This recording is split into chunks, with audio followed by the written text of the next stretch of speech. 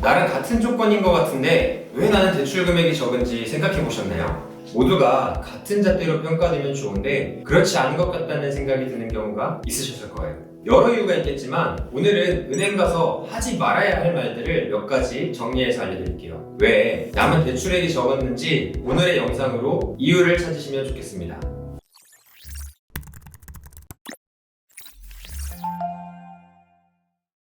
안녕하세요. 원탑 경영지도사 김경중입니다. 제가 은행에서 일하면서 가장 많이 들었던 말이 여기가 주거래 은행이다, 오래 거래했다, 여기하고만 거래한다 이런 말들이에요. 근데 주거래니까 잘해달라, 좋은 조건에 해달라 이런 말씀은 안 하셨으면 좋겠습니다. 왜냐하면 은행원도 다 알고 있기 때문이에요. 전산상에 이 고객에 대한 등급이 잘 나오기 때문에 굳이 말을 안 해도 해줄 건 다 해줍니다. 은행에서는 오래 거래한 사실이 중요하지 않아요. 오래 거래한 게 마이너스는 아닌데 내 거래 조건에 영향을 끼칠 정도는 아니라는 겁니다.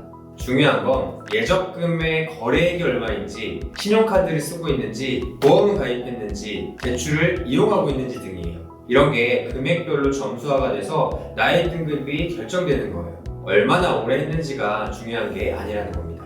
또 대출이 얼마까지 가능한가요? 라고 말씀하시지 않았으면 좋겠습니다. 대출하는 입장에서 필요한 대출 금액이 있을 텐데 차라리 1억이 필요한데 대출 가능한가요?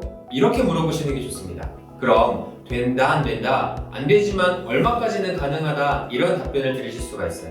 은행원이 대출 업무를 할 때 얼마까지 되는지 알아보는 게 아니라 신청한 금액이 나가도 되는지 안 되는지 기준을 판단하기 때문에 쓸데없는 질문으로 은행원을 피곤하게 만들지 않는 게 좋은 것 같아요. 또 많이 하시는 말씀이 금리 몇 프로예요? 너무 높네요 등의 말들이에요. 사실 금리가 신용점수나 담보 등에 따라서 알아서 정해지는데 금리에 관해 은행원에게 이러쿵 저래쿵 말해봐야 아무런 의미가 없다는 거예요. 그럴 수는 있겠죠. 우대금리를 받으려면 어떤 조건이 있는지 물어서 해당되는 조건을 만족시키면 돼요. 예를 들어서 금융상품 가입, 자동이체 설정 등이에요.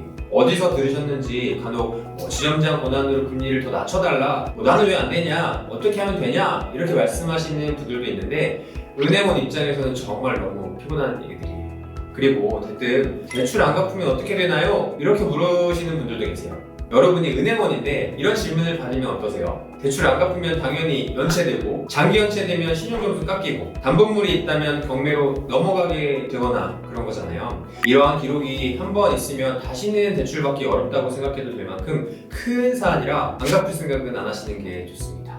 또 이런 분도 계세요. 나 누군데 어디 대표인데 예전에 무슨 일 했던 사람인데 이런 얘기 하면서 믿어도 되는 사람이니까 대출 많이 해달라, 왜 이거밖에 안 되냐 말씀하시는 분들이에요.